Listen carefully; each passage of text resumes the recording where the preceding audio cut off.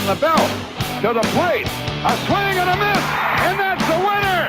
That's the winner. A World Series winner for the Cardinals. Smith corks one into right down the line. It may go. Go crazy, folks. Go crazy.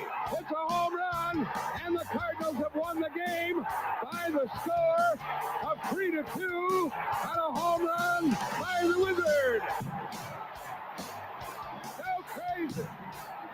Swinging a long one into left field. Adios, goodbye, and maybe that's the winner. A 3-run homer by Clark, and the Cardinals lead by the score of 7-5, and they may go to the World Series on that one, folks. What a team! What a ride! The Cardinals are world champs in 2011.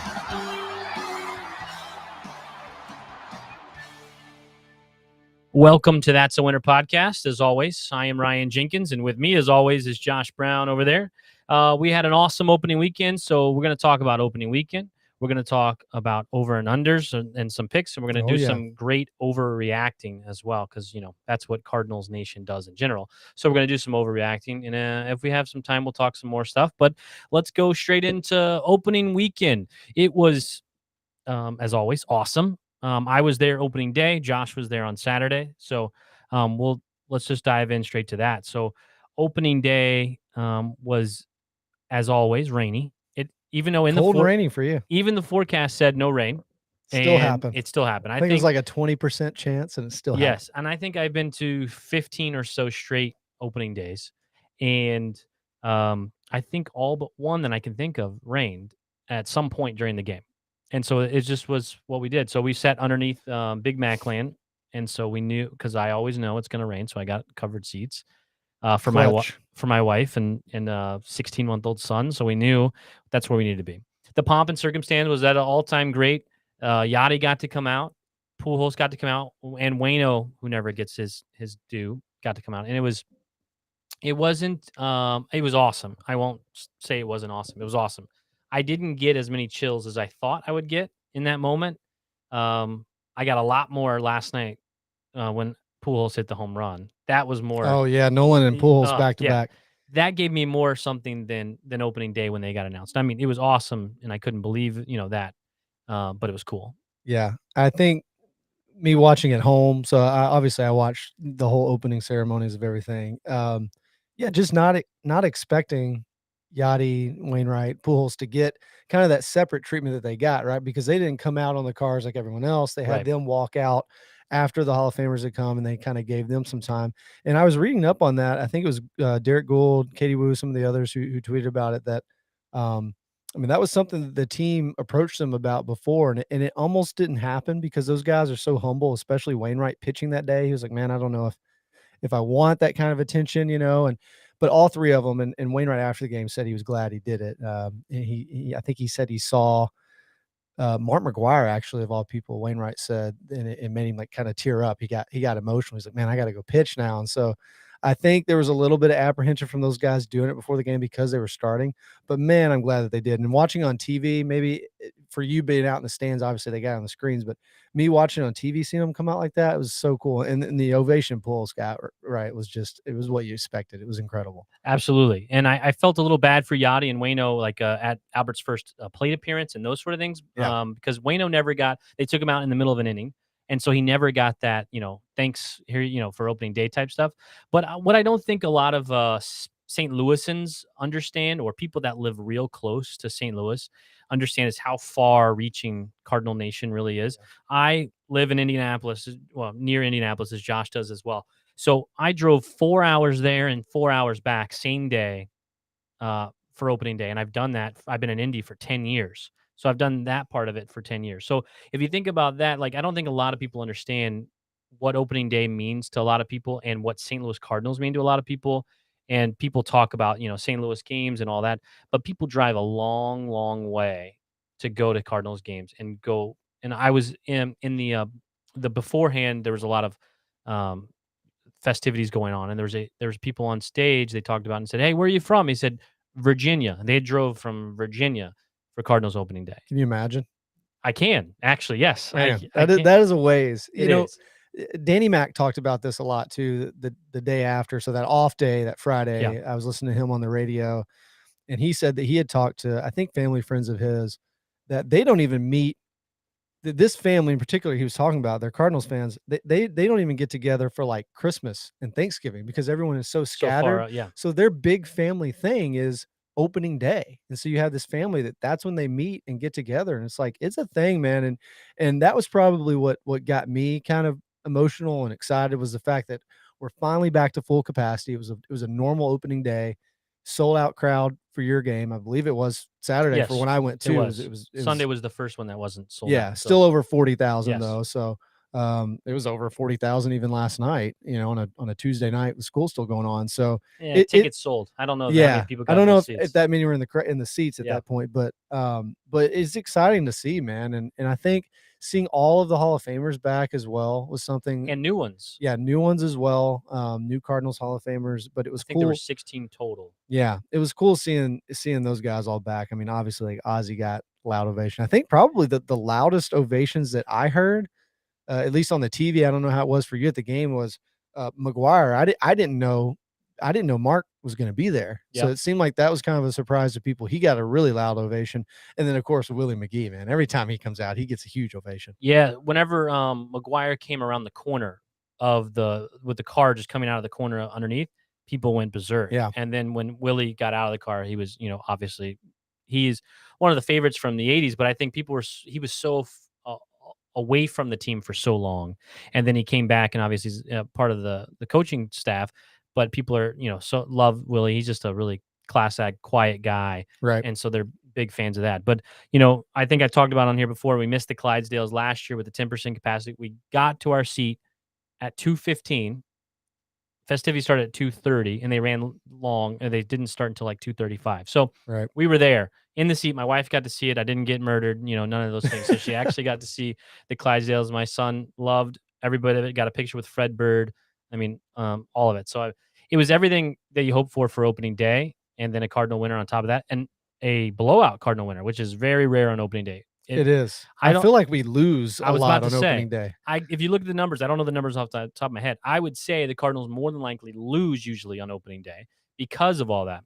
And I always remember the losses more than the wins. Yes. So like 2011, opening day was against the Padres. And I don't know why I remember this, the home opener at least. Yeah. And we lost. It was a close game, but I remember vividly, I think it might have been Freeze or Pujols. Someone got robbed in center field by Cameron Maben. Heh. Of all people, just random, and it was like a late, eighth inning, probably would have like tied the game or given the lead, and he robbed the home run and we lost. And I'm like, hey, but you know what? That year wound up okay. Right. I think we had a losing record against the Cubs that season too. And I'm pretty my wife would tell you that she hates watching sports with me. I'm pretty bad in general. But Same here. And I tell her, she's like, it's gonna be a quiet ride home if we lose, like that sort of thing. And to me, opening day is not about winning and losing. Yeah. I don't really care. I mean, I do and all, but I don't care. To me, it is about the pomp and the circumstance. For sure. And all of the history that goes along with it. I've been to other opening days, and there's nothing like St. Louis Cardinals opening day. And we're just lucky to be able to see some of those guys and have that many Hall of Famers and that many people that care after their careers are over to come back. So I want to ask you a question. So do you think that opening day and guys seeing that, Jack Flaherty being one of them, Tyler O'Neill talking about contract extensions, does opening day help those kind of guys? Like, if I can do really well here now, this is me in the future. Like, right? Motivate them to want to stay. Yes. Yes. Does it help contracts, or does it hurt? Is it more weight on their shoulders? I think it does. I think it has to help. I mean, you saw those guys. Jack, he's been on the top step. He was the first guy I saw out of the dugout last night when Albert hit his home run. So, I mean, I think it does help. I mean, there's a little bit of that, they always talk about tradition. And I don't know if it helps so much to bring in the free agents, but for these young guys that are coming up, they're already there. They've kind of grown up in the Cardinal way. They've been a part of the minor league system. I mean, I think when they get there and they see it, I think it absolutely makes a difference for them. I mean, you don't think Tyler O'Neill wants the same kind of ovations, or I mean, we know Harrison Bader does. Yeah, right. But I mean, Jack is the toughest one, right? Because he obviously is a little bit more motivated and taking a stand with his contract negotiations. That was why I was so surprised that his got done this year, that they met together on the numbers and didn't go to a hearing. That's the first time that's happened for him. maybe he let off a little bit after his injuries last year, but yeah, I think it does help. I mean, I think I definitely don't think that it hurts Do you because think nobody else does opening do you day think like it that. goes away? Like, opening day, opening weekend, it's there. Some of those videos of some of the guys for the first time seeing it, they're like, oh my gosh, this is amazing, that sort of thing. But then we get into July. Do they not think about it again, though? You know what I mean? Like, does it go away? It's not that big of a deal anymore. I would imagine so. I mean, if you ask them, yeah, if you ask Nolan Right. tomorrow, he's like, "Yeah, opening day was great. I'm not thinking about it anymore." They're so focused on the season. But I think as the offseason comes along and you miss baseball again, you come back You to think it. about it again. Yeah, I think it absolutely stays on their mind. I mean, I'd be surprised if it didn't. I don't know if you follow Jeremy Hazelbaker at all. If you remember, That is a name I haven't heard in yeah. a long So time. Jeremy Hazelbaker is from Indiana, from Wapahani High School, not too far from No kidding. Indianapolis. He married a girl, a Jersey chaser, from Southern Illinois.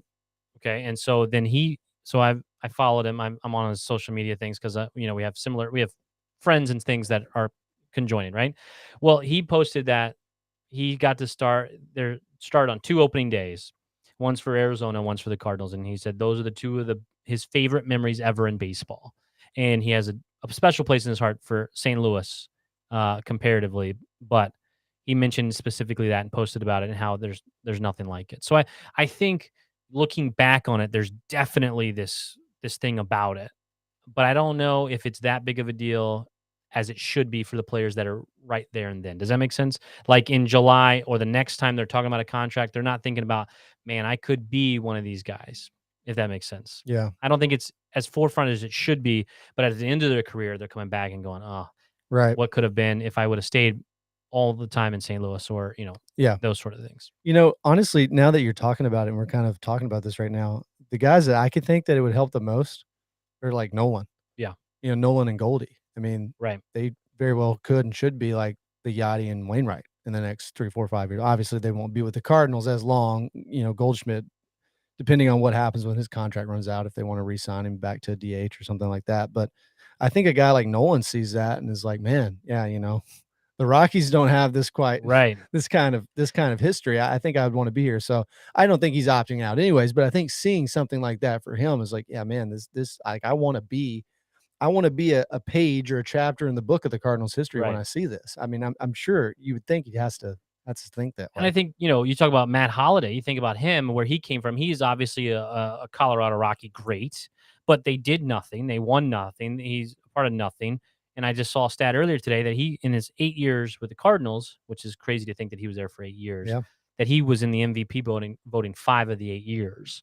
And he obviously won a World Series. So he is going to be a MVP. I mean, a Hall of Famer this year, right? He's on the ballot. So, Yep. he's going to be in it. The Few years from now, Matt Carpenter will be there with him. Right, and people don't probably want to hear that, but he's No. gonna be in it as well. Matt Time Carpenter heals is all a wounds. Cardinal. Now that he's gone. Matt Carpenter is a Cardinals Oh, Hall yeah. of Famer, Yeah, no doubt about it.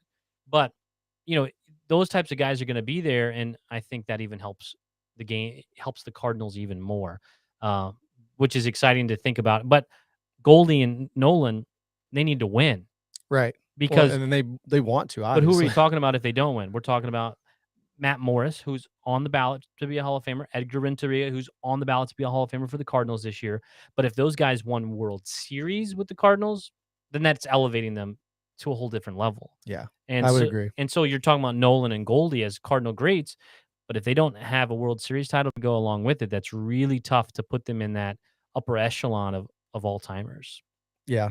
Yeah, I think so. I mean, just hearing you say it now, I think people want that, right? They want to see that. I think those two are more motivated probably than anyone this year, maybe besides, Wainwright and Albert. You don't think Albert wants one more ring?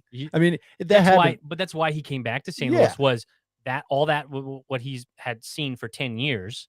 Right. That didn't Was happen in nothing. LA. Made the playoffs or Anaheim. twice? Anaheim, LA. He made the 1 year that they made the playoffs, he was injured. So he didn't play in a playoff game at all that 1 year that they made Wasn't the it playoffs. both wild cards that they made? Yeah. They didn't make a think, series. I think Trout has 5 total playoff games. Nuts. So, and Albert was injured the season they made the playoffs. So I don't Right. think he The plantar fasciitis he dealt with for a while. So the only time he played in the playoffs since the Cardinals, I do believe, was last year with the Dodgers. Yeah. Which is just crazy to me. But Well, anything you want to talk about on your Saturday part of it? Yeah, so we went to the Saturday game, second game of the season, all-inclusive tickets, party suite. It was great. Little bit cooler than I thought it'd be, so kind of reverse, right? I was thinking like you were, that it might be rainy and cold, Yeah. and it turned out to be a beautiful sunny day, but it was still 50-55, and we walk out in the party suite and into the, the box seats there, and it's under the overhang, so it was shaded the whole time. A little bit of wind tunnel. It was actually a little more chilly sitting under there. But it was great. It was a great game. They put up a 6 spot again. Offense looked good.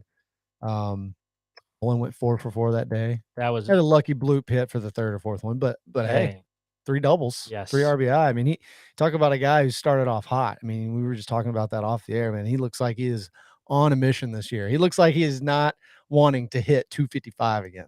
Yes. So I'll say I watch batting practice. I'm always there early, even if it's not opening day, to be able to watch batting practice. And who was most impressive in batting practice and I was excited about? Albert. Paul DeYoung. Paul DeYoung. He does take good batting practice. His BP,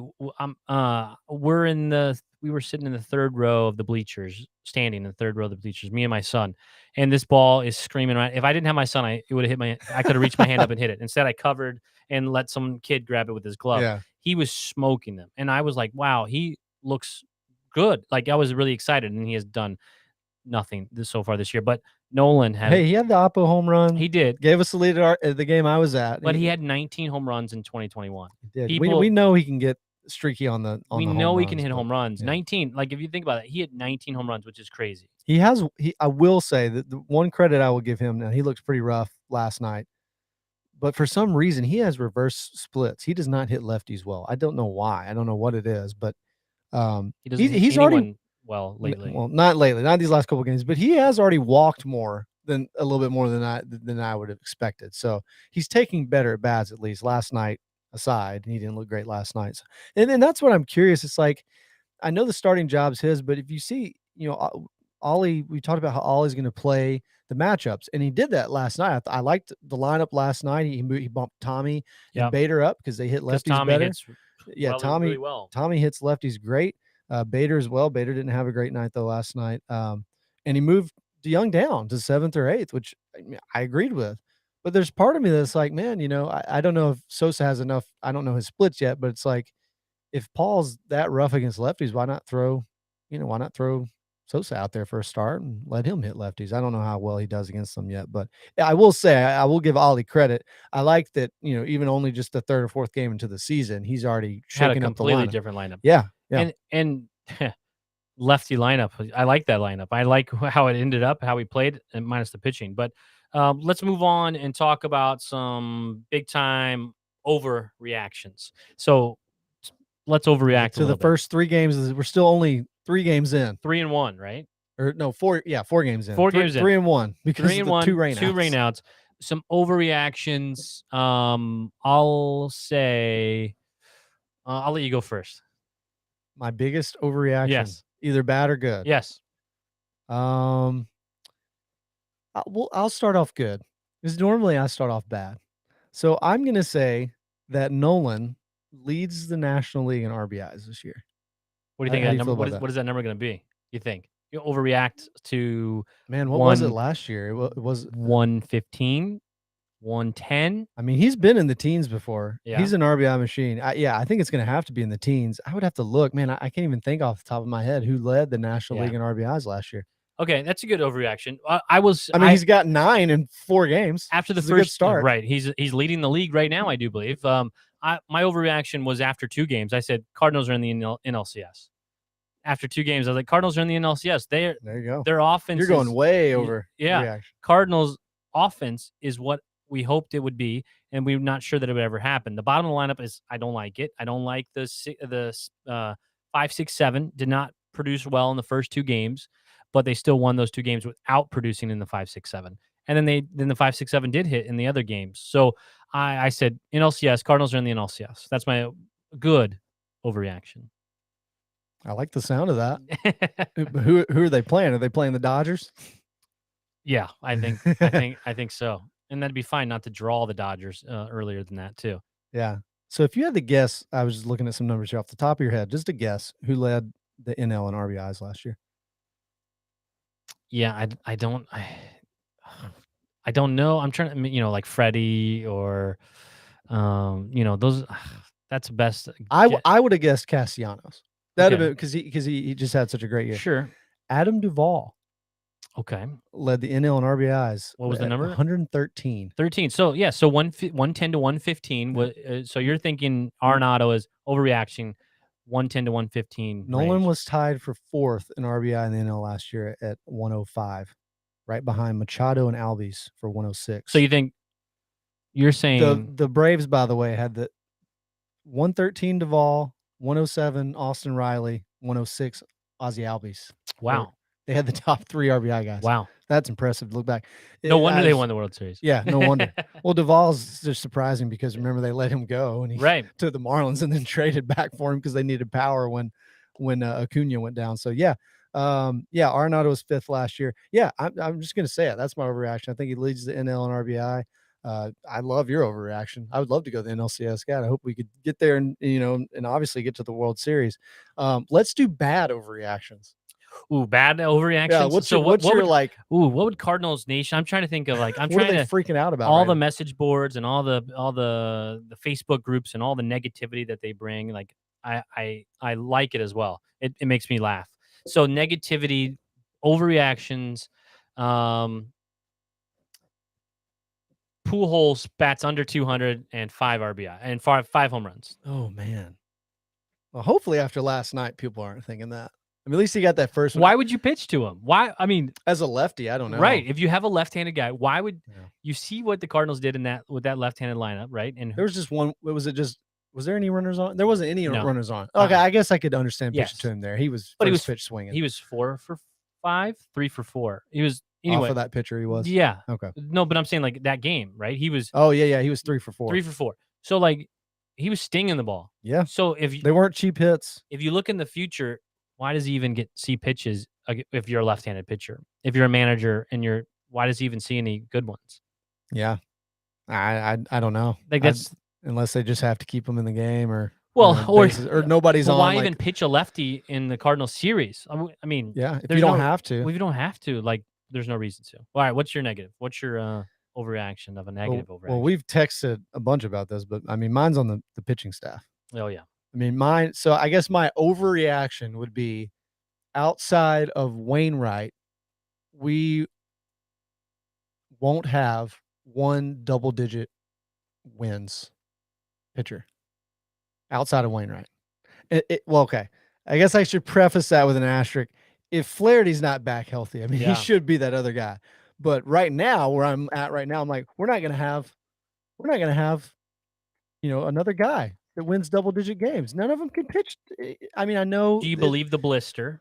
Do you believe it? One, Man, he was still throwing hard. He was still throwing like his normal Yeah. speed, though. I'm like, that felt a little bit more like an excuse. So for those who don't know, the blister you're talking about was Steven Yeah. Matz. He looked great first 2 innings and then Right. struggled mightily against the Pirates. They just rocked him. Yeah, Dakota Hudson looked great for First an inning or inning. 2 and Yeah. then tapered off and was only throwing 90, 91. His velocity dropped.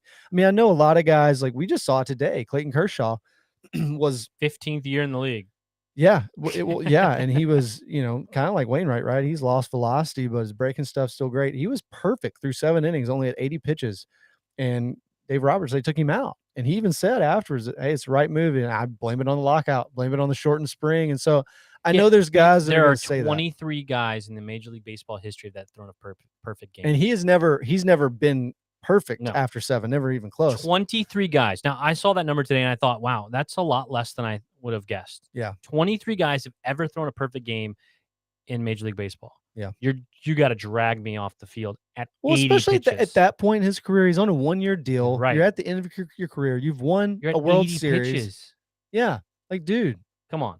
I'm surprised he didn't fight for that a little bit more. Yeah. But that's neither here nor there. I mean, with the Cardinals, though, yeah, it is alarming for me. I know it's only been 4 games, but look at the teams that we played. That Yes. makes it more alarming for me with the teams that we played. The Pirates roughed Steven Matz up. The Royals roughed Dakota Hudson up. Right. Miles a team that's Michaelis. going to lose 100 games this year. Yeah, Miles Michaelis, the game I was at, threw 42 pitches in the first inning. Right. and was throwing And looked strikes. terrible. I mean, yeah, he didn't look great, but was like they were working him. Yeah. The Pirates.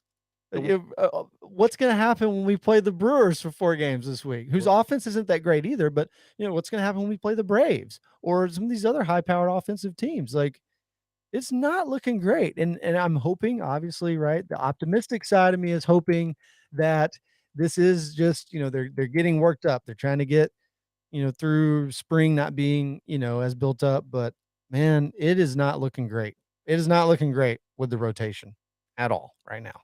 No, Are you excited going into this Milwaukee series? No. Well, with the rotation from the let's- rotation aspect? What did everyone say that We've been all saying it since February, even after the Matt signing, we've been saying we need one more. We need another piece. One more pitcher. And people even said to you on Twitter, like, what are we going to get? One more pitcher. Where's he going to play?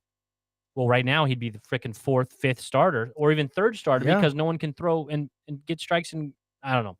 Like, yes, we could have oversigned someone, but they would be playing right now. Well, and the Cardinals, they revealed their hand announcing that Hicks is the 5th starter. Right. So that tells you right away that those 2 or 3 journeyman guys, that Mozeliak signed were not good enough to be the 5th starter, to be named that. And look, the Hicks thing, I actually think is kind of exciting. I am excited to see him he looked filthy last night. He looked so good, dialing it back at 98, 99. Yeah. Just making Salvador Perez look silly. And then he hit 2 bombs. Yeah. And he looked silly in that one at bat with Hicks. I mean, yeah, he has the stuff, man. And if he, and I will say, like, watching him throw 98, 99, it really did just look like he was playing catch, which is just insane because his ball, the ball still moves so much when he throws it. So he's oozing with talent, but he's got to be built up, right? So another guy that's just like, who's going to give us But he's one guy, and the only one actually pitching well. Okay, we're 4 Right. games in. We're overreacting, but that's the point. And he's never started before. Or he the hasn't one guy that's since he pitching come well up. is Wainwright. So let's say Hicks. Who's going to give us a quality start? Let's say outside Hicks of Wainwright? starts. Let's say Hicks plays well. Okay, He's There's- not giving you a quality start. but He's there's not going. there's still 3 other guys that aren't producing properly, right? And that's where I will go. Let's go to like another positive. The bullpen has looked really solid early on. There's been a few Genesis Cabrera worried me a little bit. I think he pitched the game I was at, or maybe he pitched opening day you were at. Velocity was down. It was like 92, 93. He's usually at 96, 7, 8. I think that was Saturday. I think. Yeah. So his velocity was back up last night. Salvador Perez tagged him for a home run, but I mean, it wasn't a terrible pitch. It was an inside fastball, but for the most part, I think the bullpen They've been has solid. looked great. Yeah, they've been Ryan solid. Helsley looks Yeah. filthy. I mean, we've got 2, 3 guys that I would be comfortable with closing a game out. And I think that's good as well. And one of the guys going around on the trucks on opening day, Gallegos, was enjoying his time. Yeah. He was.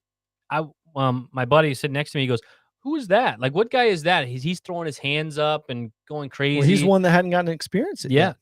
Tommy Edman. That was really his first full opening day as well, getting called up But halfway through 2019. You had I saw this meme or whatever you want to call it of how would you do opening day? Which guy would you be? Would you be Harrison Bader? And they had a picture of him like this, and they had Tyler O'Neill like that, like different. Yeah. And they didn't mention Gallegos. Gallegos was like Carlos Martinez. Like Yeah. he was super into it, and it was like exciting to him to see him that excited to be a part of it. So the bullpen is a bright spot. Yeah. The offense, but they can't keep covering this many and plus well, that's what happened last year. Well, and it's okay this first month, right? Right. Because they gave the higher, more roster spots for this first month, so we're carrying 2 more pitchers than we normally would. But what's going to happen when May 2nd hits, and you don't have those extra 2 spots anymore? Well, hopefully Jack's back then. Yeah, right. I hope so. That helps. That would help a lot of that situation.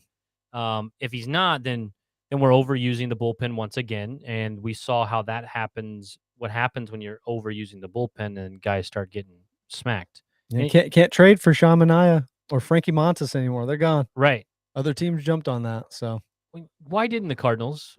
Was the price too big for either of those guys? I don't know. I mean, Do they think obviously Levitor? We're gonna call him up later. Like, where do we think that? Like, they don't want to waste the capital right now because they think Liberators next year? Yeah. Like, are we not wanting to waste it because? But I think they really think that Jack's going to be fine, and that he's coming back May 1st. So they, with the expanded rosters his first month, I think they seem Okay. to feel, let's say hey, Jack's we fine. just got to fill it out for the month. And if that's the case, if he comes How does that back, make you feel about the other 2 starters or other 3 starters? not great right now. Yeah, that's I my mean, point. it doesn't. Like Michaelis, you're relying on Michaelis and Hudson, who haven't thrown over 30 innings in the last 2 years. Michaelis, Right. random Injuries. injuries. Dakota Hudson, Tommy John, and he's fully recovered from that now. So, and there were times he looked filthy those first couple innings. He I mean, did. he's got a great sinker. Like the way he pitches should be perfect for the defense we have for this team. So I'm a little less worried about him. Michaelis, you just don't know what you're going to get with him. And Steven Matz, like, look, 40-year deal. It's not too crazy high. What, 9, 10, 11 million a year. But the guy's had his own injury history with the Mets. I mean, there's a reason that the Mets let him go for that amount of money. Yeah, like they let him go, Right. and then he signed with the Blue Jays, and he figured it out last year. But what if last year was an outlier? Well, What if Miles Michaelis' one good season with us was an outlier? how does it make you feel that Manaea, is that right? Sean Manaea, he's the lefty. Yeah. How does it make you feel that his first start he went to seventh with a no-hitter. Yeah, Yeah, no hit through 7. like salt in the And wound. they took him out. No hit through 7. Another short outing for a guy with a no hitter. But how's that? The first guy, another Indiana guy, mind you, from Valparaiso, Indiana, went to Indiana State University and only probably an hour and a half from Busch Stadium, probably. Yep. I don't know what fan he was growing up, but when the guy goes to school only an hour and a half away from St. Louis, that might be a good guy to get. He might have some, Yep. that might be a place he wants to play and someone you can keep going forward because of his location. I don't know. Maybe Manaea, you're talking about, yeah. Well, and a lefty too. Right. I mean, which I know that's why they went and got Matz is a lefty, right? Am I crazy? Yeah, he's a lefty. We haven't had a solid lefty since Jaime Garcia. And he was only good for 2 or 3 years that he was Right. solid. I mean, yeah, there's Joey Votto's still in the division. Christian Yelich has looked a little bit better than I would expected early on this year. Like there's guys that there's lefties we need to get out. And yeah, I hope the Matz thing was a blip and that actually was just a blister thing. Right. But the That's the Michaelis, goal, right? Yeah, the It's- Michaelis stuff is alarming because the Pirates just worked him, man. And they weren't. I mean, there was an infield single to start the game, so that was a little bit of bad luck. But a lot of it wasn't bloop hits. I mean, they were just like fouling everything off. Nothing. He had no put out pitch. Right. And he's got a great curveball. I mean, in spring he looked very good in spring. So I'm hoping his was just a blip too. But again, what makes me nervous with this is the teams we're facing. It's like it would be more of an excuse if he got worked by the Dodgers or the Braves or a better offense, But these weren't great teams. No. And so are we too excited about the outcome? 3-1 over the outcome, and I think that Should be 4-0. I mean, I'm not going to gripe, but let's Right. be honest here. We started off every team Sunday in Major game- League Major League Baseball now has a loss. So Okay, so There- no undefeated teams. no undefeated teams. Should be us, but that's okay. But yeah. Let's move on to over-unders. Yes, let's do a few more of these. So I'm going to start right here. So, Pacoda and all those other different things had the Cardinals in a certain area. So I'm going to bump what they had, their projections, and I'm going to say Cardinals over under 85.5 wins. I'm going to go over because I'm going to be very sad as a fan if it's under. Because I think most And of when's the last time we were under 85 wins? oh my gosh. I mean, it's got to be like 11 or 6. One of the years we won the World Series, we were at 83 wins. that was probably 2011. Yeah. Well, 2006. It might have been 2006. it was- 83, 84 wins. Yeah, something like that. So 85.5. I think most of the projections were in the 80, 81, and under 500. Yeah. Some of them as well. So 85.5. I think that's an easy over. I mean, especially still playing as many games you get to play in the division this year. They haven't the repurposing. The divisions where you play everybody more is not happening until next year. I mean, we How many shouldn't play times did we play the Pirates and the Cubs this year? Yeah, 19. Usually it's 19. But is it I staying think the it's same 19 this year? apiece. Yeah, Okay. it's the same this year. So you're playing as many games against the division. So you're playing the Reds, the Pirates, and the Cubs 57 times. Yeah. So you should win 30 plus of those you would hope. by that, right? So yeah, I would say over. I'm gonna go over as well. I think that I'm gonna say 93. we should keep track of this and see if we're right. Because Yeah. you know what I hate about radio guys and radio shows and people They're not held pontificators. accountable. They're not held accountable. No one ever goes back to that terrible take they made, like BK and Ferrario. You go on there and he makes terrible takes, and then no one ever holds him accountable. And it is, whatever. I want to be held accountable for what I have, what my take is, and what I have to say about it. Over 85.5 wins. Yes, both of us. Mark it down. I think about 90, 91. I think is about where they'll be. Yeah. Well, I just said 93, and I'm over here ripping the starting rotation. 93 if Jack comes back and he's healthy the entire season, the rest of the season. If they go get a shortstop and another pitcher, I'm going to say 100, okay? Yeah. There you go. Then we'll be heavily on board. All right. Jack Flaherty, 14.5 wins. Oh, man. That would be a lot easier over, I think. If he's healthy. Yeah, if he wasn't missing. If he didn't have a slap tear and missing the first month. If he wasn't missing this first month. Yeah, it'd be easier. That's it why would be. It's difficult. The number's supposed to be difficult, not supposed to be an easy one. He's pretty adamant, obviously, that he's, pitched through. I mean, he said he pitched through this in 2019 when he had that incredible second half. Well, if you think they're going to 93 wins, you would have to say over. Yes, right? But even in 2019, he only had 11 wins. Ooh. Now he won 8 in the first half last year, right? Yes. Or 9. 8 or 9. He was 9-2. Okay. He was well on his way to starting the All-Star game. 9-2. Yeah, he was 9-2 in 78 in the third innings last year. The offense, I think, usually showed, because there was a time when like Wainwright never got run support. Right. And so like last year that flipped. Yes, he was, because he was the only workhorse. He got one or two runs for like so many years of his career. Yeah, he got great run support last year. It was like the team just showed up with him. So I think Jack's probably in the middle. I don't know off the top of my head whether they score a bunch of runs for him or not. It's so tough, man. Wins are so arbitrary these days. It's like he went 11-8 in 2019 with a 2.75 ERA. Right. How did he lose 8 games? In what year? Probably our bullpen, 2019. Well, our offense wasn't very good in 2019. Have you looked at that lineup lately? I looked at that. We're flickering. There's a storm going on. If you're seeing us live here, my computer stayed on at least. Internet still looks good, but we're storming over here, so hopefully we're still going good. I think we're still good. Looks like we're still live. Okay. Well, so with lights just flickering a little bit, but yeah, I think that I just lost my train of thought with the lights flickering on me. We were talking about how bad the offense was in 2019, which is probably how he lost 8 games, and the bullpen wasn't as good. Have you looked at that lineup? I looked at that lineup a while back and said, "Oh my, how did we make the NLCS?" It was Goldschmidt. That was like it. Matt Carpenter. I mean, he had a good year, and he wasn't. It was starting to go down. It wasn't 2018 Matt Carpenter, but it was he and Goldie were the team, and Ozuna underperformed, but. But that season he was a little bit better in the cleanup spot than he was the first season for us, Ozuna. So that's probably, I think, where it helped a little bit. So, but yeah, man, that's tough. I will go over. I'm going to go with my heart and go over. I'm going to say that he comes back and he's healthy, he's good. If we're going to get to the 92-3 wins, I think we're going to get to, he's going to have to be over. I'm just making sure that we're not going to die of a tornado or anything. But I'm going to say under. I don't think Jack gets 15 wins. I think it's going to be injury, and he's going to pitch well.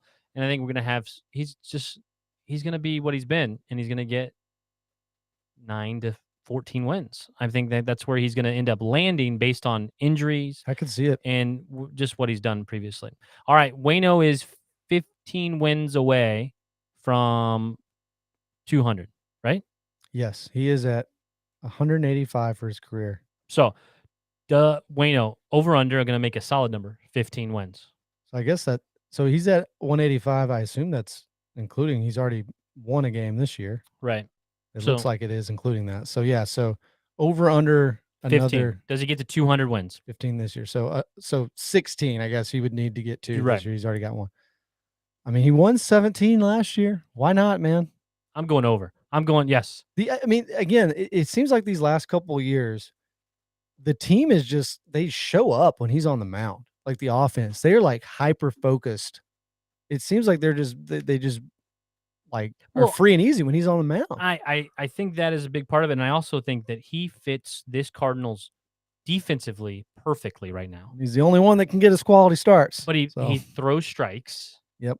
He doesn't walk guys. Like, he does not walk guys. No. He throws softly and makes contact. So we have 5 Gold Glovers that can be able. And Tommy, you saw Tommy. You know, people don't love Tommy. I'm a big Tommy guy, but his defense is still there. I'm not a big Bader fan, but his defense is there. Oh, yeah. That's With why the defense behind him, the fact that it could the be his ballpark last season. Ballpark is a big ballpark. They're going to ride him. Like Ollie even said, hey, if it wasn't the first game of the season, you would have probably saw him go 7, maybe even 8. And He said that on I wanted opening to day. see him 7. Yeah. I really thought. But I get no reason to push it. You know, they had a bigger lead at that point. I'd rather see him take him out in the 7th.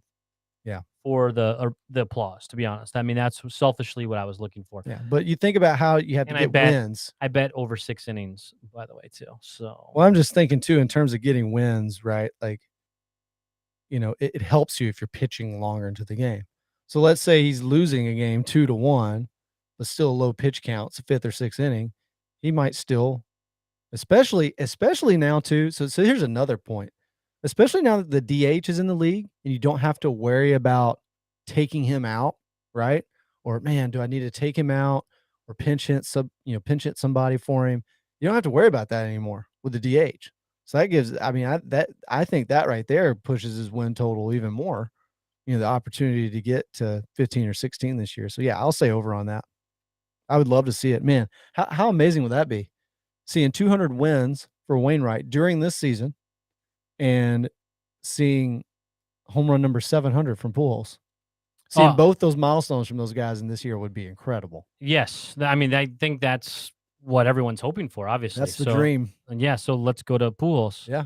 20 home runs, over under. Did I say Waino? I don't know if I chimed in on Waino. Are you you going over 15? Yes. I think he's going to get there. He's going to be the workhorse. He's going to be, everyone gets all the other players are going to do more because he's on the mound. Yeah. He gets to 200 wins. We're Pujols over there with 1 home run already. 20 away. 20 home runs away. Does he get to 700? Over under 20.5 home runs for the season. Man, it's tough. I wish if you told me how many at bats he was going to get, I would feel more comfortable going over. I think Ollie Marmol, as he wants to be called, Marmol, will make sure he gets over 350 at bats. Now, so you think he will? No, I didn't say that. You said Ollie will make sure he does. Ollie will make sure he gets the at bats that makes it in reach. Okay. But I think Albert Pujols is a completely different player versus a left-handed pitcher and a right-handed pitcher. And well, we've seen it. I mean, it's just the case that these last 5-6 years. Yeah, I mean, he just does not hit righties near as well. So I don't know that he's going to have the at bats versus left-handed pitchers. Well, especially if teams do like you're saying, they start, not tossing lefties against. I think he's going to have the at bats, and they're going to put him in the right position against certain types of pitchers, slower pitchers, and that sort of thing. That type of matchup. But I don't think he's. I'm going to say under. I don't think he's going to get there because he's not going to get the pitches to hit versus lefties, the ones that he can hit home runs on. Yeah. I think he's going to have a good season.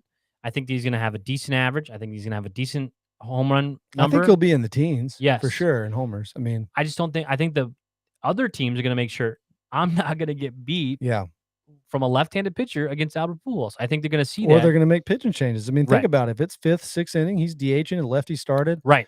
And there's runners on 1st and 3rd. And it's Albert bases Pujols loaded, who's doing really well against he's lefty. coming up. They're going to make a pitching change. Absolutely. They're going to make a pitching change. And then it's going to be really tough for Ollie because it's like, what do you do? Do you pull Albert and you put in Dickerson? Yeah, the matchup. Not you play the matchups. He said he was going to play the matchups. Yeah. So I would like to see Gorman. If you're going to be pulling Pujols, right? He's knocking on the door, man. If Dickerson keeps struggling. It's been 4 games, but Dickerson has not shown me anything yet. And Gorman's been raking. I think he has another home run tonight. Yep. So killing the ball. So Albert last season had 17 home runs and 275 at bats. Yeah, I think he's going to get over 300 at bats. I really think he's going to get 300 plus, and I think Ollie's going to make sure he does. I'm going to go over on this one. I hope so. If I'm going over, if he gets over 300 at bats, I'm going to say over. I'm going to say he gets to the 20. I hope so. So he hit 23 He hit 23 home runs in 2019. That took him 491 at bats. But that was 131 games, but he had some injuries still that year too. His foot was bothering pretty badly that year. Yeah. He was a shell of himself and still hit 2018, he only hit 19 home runs and 465 at bats. He hasn't hit 30 since 2016. Yeah, man. I think if he gets over 300 at bats, he'll get there. I mean, I want it. Everybody wants it, right? So badly. I think he's going to get over. I think he's going to get over 300 bats. I just don't know it's going to be against the lefties. We're just gonna keep riding the magic, baby. If you told me it was 300 plus all left-handed pitchers, yes, he gets that number, no problem. So lefties, any lefties, if you're watching or listening to our podcast, we know you aren't, but we're gonna put the message out there: keep throwing first pitch fastballs right down the middle of Albert, with nobody on base. Just do it with nobody on base. Just be that guy. Come on, come on. Let's have a good story. You want to see it too, right? Everyone wants to see him. You'll go down in the record books. People remember you. Yeah. All right, let's move on to Paul DeJong. He batted 196, I do believe, last year. 197, 198. You're savage for doing this. 196, 198, something like that. I don't remember the exact number. 196. It was under 200. Yes, it was under 200, under the Mendoza line, as they always said when I was growing up. I don't even know who Mendoza is anymore, but especially the younger people have no idea. But Paul DeJong, 220 batting average, over or under? You know what? I'm gonna keep going with the belief, man. They're putting all the eggs. Your negativity hasn't come out yet. It's they only put April all 13th. The eggs in the basket for Paul this year, and you're saying over. I'm gonna say over. What do you think? What do you think the number really is? Oh, he's a career 241 hitter. So I will say 245, 250. He's batting under. I don't think they're going to give him. You think he's going to bat under 200? I don't think they're going to give him the leash. I think they're going to. It seems like they're going to. I think they're going to have a shorter leash. I think they're going to be like, look, if we have the aspirations that Pujols, Yadi, and Waino are pushing on everyone on this team, and they're saying outwardly, because Albert in the postgame yesterday said winning a World Series is our goal, and that'd be awesome. Yeah, they're putting this out there. And they've never done that. No. The team's never been that adamant. Like, that's what we're focused on. That's our goal is. It's usually like, we want to win the division. We want to make the playoff. You have to have a shorter leash on Paul DeJong. So I think he doesn't get there because he has less. He's not going to hit well, and he's going to have less plate appearances than before. I'm rooting for him, though. My doppelganger. I'm rooting for him as well because him hitting 25 home runs and batting 245 really helps this team out a lot. Well, especially the rest of the he hit 19 last year, but that's what I was going to say. What do you think on the homers over under 19? Under, because I don't think he's going to get the. You don't think he'll get the playing time? I don't think he's going to get the playing time. I think they're gonna move on. Maybe so. And if they do move on, it better be Tommy at shortstop and Nolan Gorman at second. I'm fine with it as long as Gorman's ready and hitting. Hitting bombs. He's looking good right now. All right, let's move on to Nolan. Nolan last year batted 255. I do believe 255. So career low for him. Career low, 255. Nolan Arenado had an awesome year at the plate, 34 home runs, over 100 RBIs. Hadn't been done since Albert, I think, in 2011. 265 batting average, over under for Nolan Arenado. Not Arenado, Arenado. Career 289 hitter. Yeah. I'm cheating. Yeah. I'm looking at these here. I'm absolutely going over. And I'm gonna here's another overreaction over. I'm gonna say he hits over 300 for the season.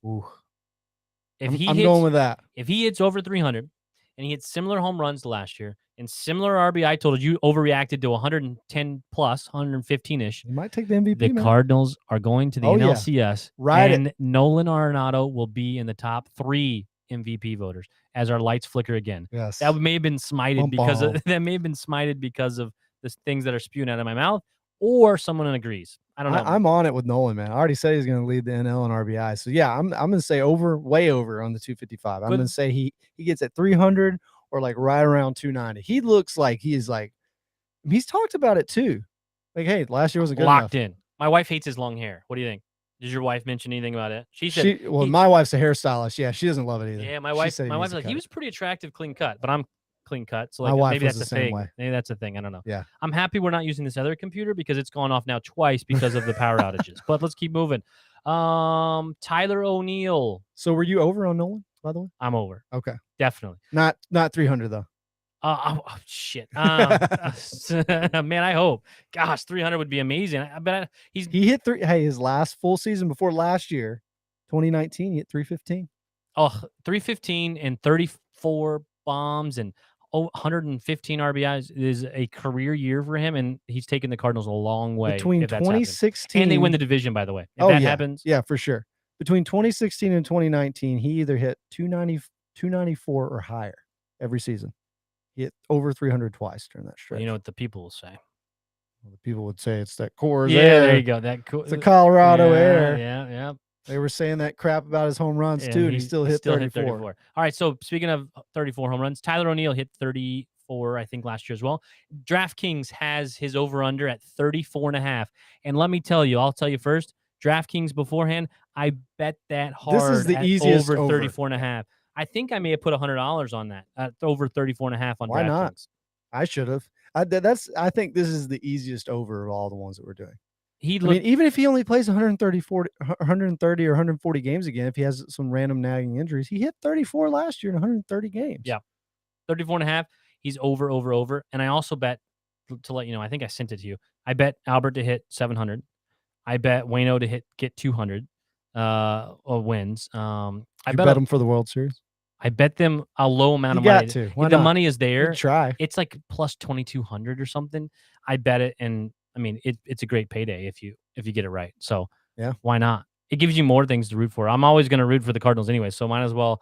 If they win the World Series, then I'm getting really paid. So I think I put $100 on Tyler O'Neill over 34.5. So I'm telling you right now, yes, I'm betting. I'm saying 34.5 is not big enough number. I think Tyler cracks close to 40, if not 40. Oh, I'm going to say he's over 40 this year. If he plays 145 or more games, 150 more games, which would be the first time for his career. Now, last year was really his first full season, right? And let's be honest, like the injuries he had last year were very fluky. Like the thumb sliding head first, like he wears the mitten now, so he's good there. The other thing was like a peanut or some random food allergy. He had food poisoning. Yeah. He had some weird things. Very strange things. Some very strange things. So what was the league lead last year? Who in led the NL? Yes. In NL, who led and what was the number? That's more because I feel like obviously we, back to the 90s and early 2000s, the numbers were crazy, but the numbers have come way down on home runs. I don't think anyone got to 50 last year. No, not in the NL. Now Vlad Jr. he had like 47, 48 right in the AL. I think that's no one's even getting over 45. So do you want to take a guess from last year? No, I don't. I can't. I don't have a good. So one guy I mentioned that led in RBIs is second. Duvall. He had 38. First was Tatis. At how many? He still had 42 despite all those games he missed. That's my point. Of 40 is a big number now. It is. It's hard. It's like it's hard to do. We're talking about especially in the NL. Like nobody hits McGuire hitting 70 and Sosa hit 68, I think, or whatever. Bonds at 73. Like, and dudes were hitting 60 regularly there for obviously steroid era. Yeah. But my point is, 40 is now a big number. Does Tyler O'Neill, if you're looking at that, thinking about that, number 2 on the list was 38 last year. Yep. Does Tyler O'Neill get to 40? We're saying over 34.5. Does he get to 40? I think he is over 40. I'm going hard on that. You think he leads the league probably? If he plays 150 games, because he stings the ball. Yeah. I mean, he's one of those guys, when he barrels it up, dude, it's like easy for him. So that home run he hit on opening day, it was like, that was like a little just flick of the wrist home run from him. That wasn't even a bomb, and he still hit it over 108 or whatever. Do you think that he leads the National League in home runs with Tatis out for 3 months? I mean, yeah, I think there's a really good shot, unless you get a guy like Pete Alonso who bounces back. Now, Pete Alonso, his rookie year a couple of years ago, he hit 52, and that was like a huge deal because nobody hit over 50 in forever. So if Nolan hits over 300, 34 home runs, 115 RBIs, Tyler hits over 40. We better be going. We're World Series bound, baby. Right? Let's keep the train rolling. That and Pujols hits 700, and Wainwright's get 200 wins. That's a in LCS. My overreaction is not overreacting; it's accurate. Oh yeah. If all those things are happening, that's a damn good ball club. And we haven't even gotten to Goldie yet. Right, and he's going to come around. He looked good early. Then he's kind of cooled off right here, 2 games, right at whatever. But he's gonna do Goldie things. I think he's someone that these rainout days didn't help him because he was so locked in spring Yeah. training, man. Like you could tell on opening day too. What, he had 4 walks and a hit. Yep. So that's the other thing with See- O'Neal too, where he's batting in the lineup. Yes. He's He going to is get so many protected. pitches. But analytics tells you that that's not a thing. Well, my eyes watching the Yeah. game tell me different. Analytics says there's no such thing as protection. So there's the old school mindset. But there's got to the be new something school to getting analytics. pitches, like getting pitches to hit, like Better pitches to hit, right? yeah, like I don't want to see Nolan Arenado next. I'm going to give you a pitch to hit. Right. And so I am not an analytic. I am actually a very data-driven person in my business world and everything else. But in baseball, I'm not super analytical I'm more of a purist of baseball of what happens. And I think that there's obvious whenever you put someone in there for protection. I think it's obvious. Yeah. If you're telling me Tyler O'Neill, does he have a better season with Nolan Arenado batting behind him and Paul Goldschmidt batting in front of him, or Paul DeYoung batting behind him? Ooh. What do you think is going to happen? Yeah. He's going to have a better season with protection. There's no way to probably definitively say that. Analytics says that's not true, but my eyeballs tells me differently. Yeah. I think he's going to get there, man. I think he's like the X factor for me. If he's for real and he did what he did last year, man, they better get the checkbook out, DeWitt and get it going. I know they're still waiting to get, a contract done with him. They got it done with Bader, but man, if he is for real, like we could be set for a while. Paul Goldschmidt, let's do an over under on him. Did we want to do one on him? I don't know if we had one. We did the average. We did his average at 220. I said, you said Paul Goldschmidt. Goldschmidt, Sorry. not DeYoung. No, we did not have one. Goldschmidt better be over 220. We did not have Did one. we want to do one? What did we want to do one on him? Let's do maybe RBIs on him. He has not gotten 100 RBIs yet in the Cardinals uniform. Does that surprise you? Yes, it does. But he was 1 away last year. Yes. And he got really hot that last month with O'Neill. And I was kind of surprised he didn't get there. If I'm running to this NLCS thing, if I'm on board with this, if I'm on board with that overreaction of 4 games into the season, Cardinals are in NLCS. Yes, Paul Goldschmidt gets over 100 RBI. Yes, I think so. I think actually him batting second helps him with that too. Like the way Ollie's got the lineup laid out, like if you're kind of using Tommy and Bader as like de facto like bottom of the lineup, like second kind of leadoff guys, they're getting on ahead ideally.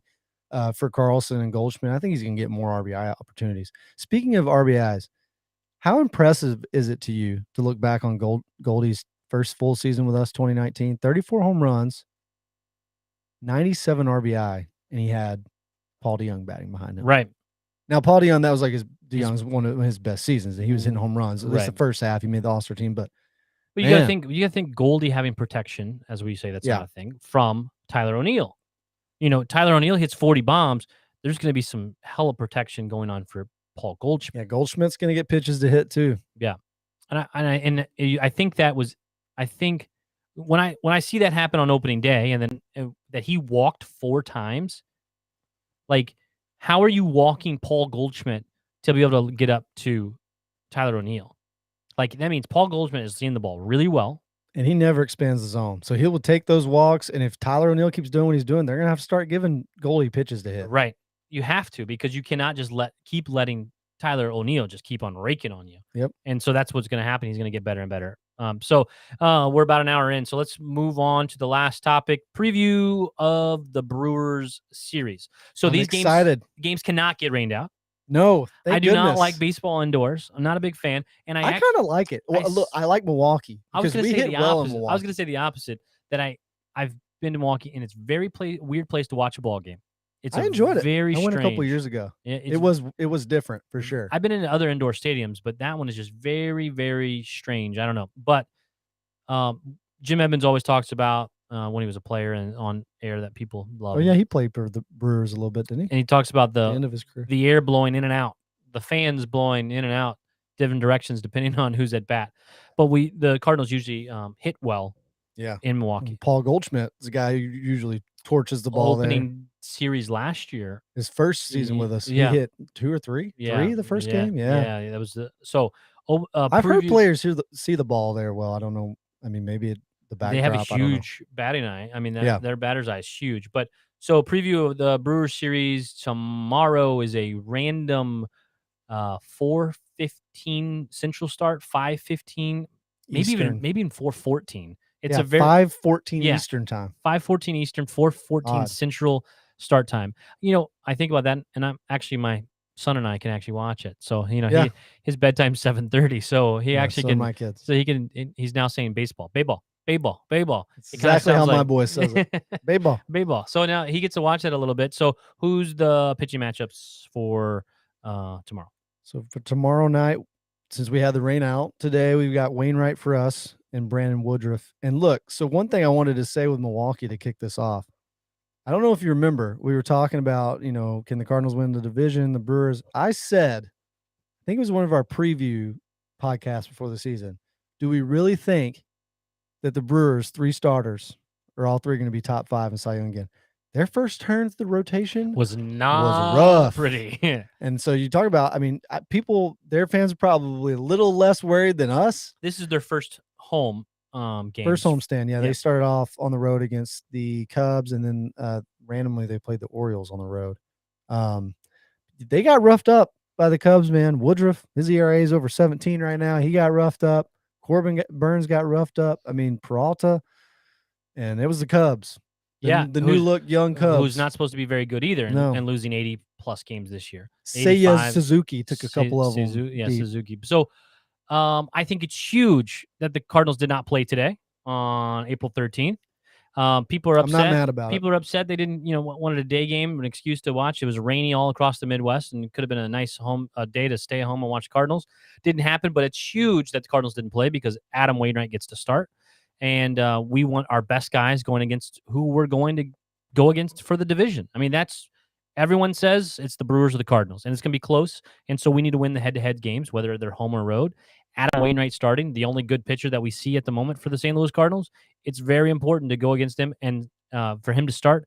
And hopefully, while the Brewers are not playing great, Yeah. right? They're not. What are they 2 and 3 right now? They're not in Yeah, first. they're 2 and 3. They're not in first. The St. Louis Cardinals are in first place, and hopefully they do not relinquish that the rest of the year. Yes, that would be great. What Yeah. about the weekend? Let's see. Tomorrow's Thursday, so Friday. Is it a 4-game? It's a 4-game, right? Yeah, it's a 4-game Yeah. set in Milwaukee. Yeah, Friday night we've got Michaelis versus Freddie Peralta. His ERA is close to 7 right now. He was another one that got roughed up in that Cubs series. But pitches against the Cardinals well. Yes. Okay. Although now in September when we played him, Mhm. we roughed him up. That was a game no one took him deep. Any lefties for There the is. Cardinals?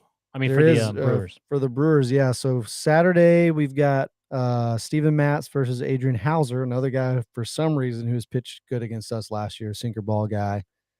And then Sunday says TBD for the Cardinals right now, but I'm pretty sure Marmol has confirmed that that's going to be Hicks. Hicks, right? Yeah. At least maybe as an opener, 2 or 3 innings. Hopefully he Right. can go Not a little much, more. right. But Ashby pitching for the Brewers, he is a left-handed pitcher. All right. So So do we think Albert starts any of these first 3 games? who is a slow thrower? Woodruff is slow, right? He's not a he's a I want to say he throws or is it harder. Hauser then? Hauser's Yeah. Hauser's like a low 90s. Okay, so I think he'll sinker ball pitcher. I think he starts at least 2 games. I think he'll those last 2 maybe. Hauser and the Saturday, Sunday. Ashby guy or whatever it was. I think he starts those 2. I could see that. The other 2 I'm not sure. Well, maybe you give Dickerson a chance. According to Marmol, it's going to be matchups based on lefties and types of thrower. right. A lot of people think Albert's in there just against left-handed pitchers. Marmol said it's going to be types of throwers, Right. slow guys, breaking ball stuff, things like that. So I don't know. I'm not well versed on all of things Brewers. Who would want to be? But I would say he gets good in versus the lefty, and then Hauser I think is a slower curveball sinker guy and low in the zone stuff. That I think that he starts that one. I could see that. The final 2. Yeah. I mean, I think it's tough not to give him another start after the excitement of last night. So that's another thing, right? Like maybe maybe he rolls him out there against Woodruff. Hot hand. He was What's 3 his for numbers 4. career in Yeah, Milwaukee? I don't know. I'm sure they're good. He didn't- Oh, Pujols, yeah. yeah, I'm No, sure they're he good. probably doesn't have many at bats against Woodruff because these Right. are newer starters and Right. they didn't play. He hasn't didn't play played the these Brewers. guys, but But- you know he hasn't played in the Central in 10 years. But it's his 10 years in the Central where a lot happened in that building. Now that building was newer at some point there. But yes, I think he plays. So what's your prediction for the weekend? So 4 game set, going to Milwaukee. We have Waino we on get the to mound. we get to miss Burns at Yep. least because he tore us up last year. So game 1, Wainwright starts. That's a win. I hope so. Yes. Game 4 is the lefty. That's a win. I say, yeah, we at least split. Can we take one against Peralta or Hauser?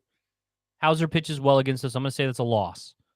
So Peralta, We hit all right. Last we time got out. big hits against Yeah. them last year. We didn't string a bunch. But that's also Michaelis pitching. yeah. So if we split with them, is that And Matt's is that a good weekend? I think it's okay. I don't think it's good. Obviously, right? Like it's these. I mean, these big 4 game sets against the Brewers. I want 3 or 4 every time. I think you have to at least split. So like, I'm not going to flip Yes. the kitchen table if we split. Like a I'm not split going is to a split is the bare minimum Yes. expectations. I think that should be especially on the road. yes. Splitting 2 out of 4 would be okay. Happy with it. Yeah. Losing 3 out of 4 or getting swept the series would be catastrophic. Yes. Early meltdown, overreaction. Winning 3 out of 4 would be good, great. Like that's a good weekend. I think that's a Yeah. great weekend. Especially depending on how we win them. So like if you Yes. see, Michaelis Friday night, if you see Bader come through Bader, finally. you see Steven Matz Right. come back Saturday with like a solid start, then I'll feel way better about the rotation. Now the Brewers offense isn't that great Right. though either. Are the Cardinals, are they back in action on Monday or no? Are they back in action Monday? I believe that they are. Or they have that Monday off? I didn't know. It does show an off day for that Monday, and none of their makeup games are that day. Okay, so then they start a 3 game set in Miami. all right, so let's say they that 4 game set, and then we probably do another podcast on Monday, probably with the off day. Yeah.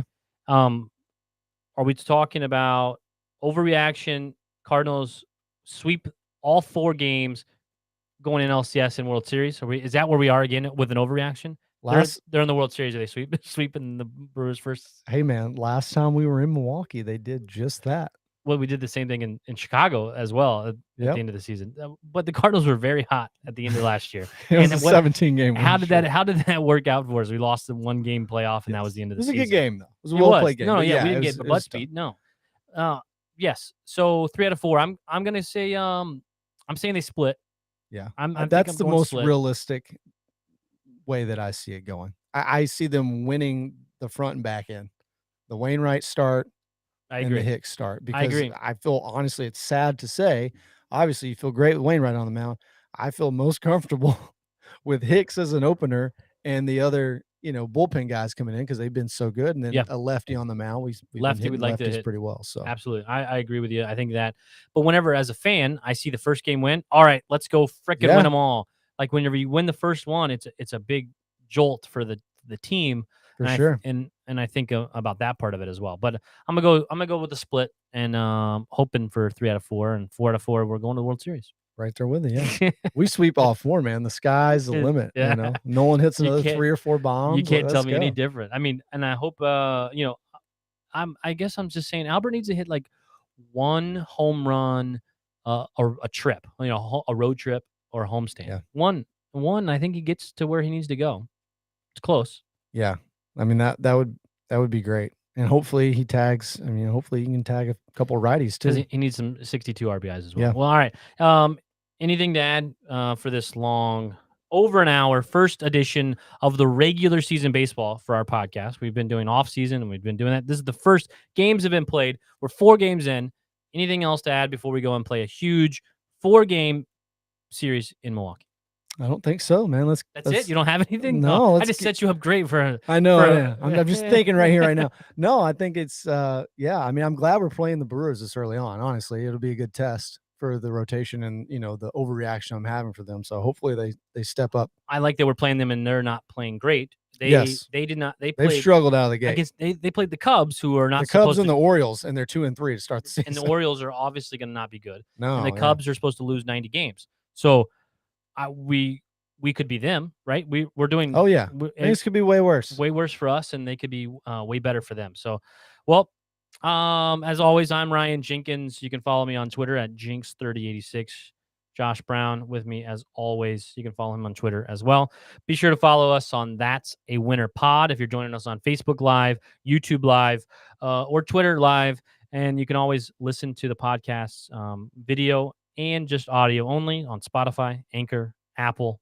What else? We're everywhere. We're everywhere. Thanks for joining us, especially any on place Rainout. you can get podcasts. We're there just for audio only and video as well. But also you can watch this over and over. We had over 2,000 listeners and viewers over the last podcast with Kyle Reese, which is awesome. So we appreciate that. And hopefully we just keep on trucking and having some good content for you guys. Going to try to have some guests and everything as well. But we appreciate you watching and listening. And we look forward to talking to you next week. Go Cardinals. Sutter from the belt to the plate. A swing and a miss, and that's a winner. That's a winner. A World Series winner for the Cardinals. Smith corks one into right down the line. It may go. Go crazy, folks. Go crazy. It's a home run, and the Cardinals have won the game by the score of 3-2 on a home run by the Wizard. Go crazy. Swinging a long one into left field. Adios, goodbye, and maybe that's the winner. A 3-run homer by Clark, and the Cardinals lead by the score of 7-5, and they may go to the World Series on that one, folks. What a team. What a ride. The Cardinals are world champs in 2011.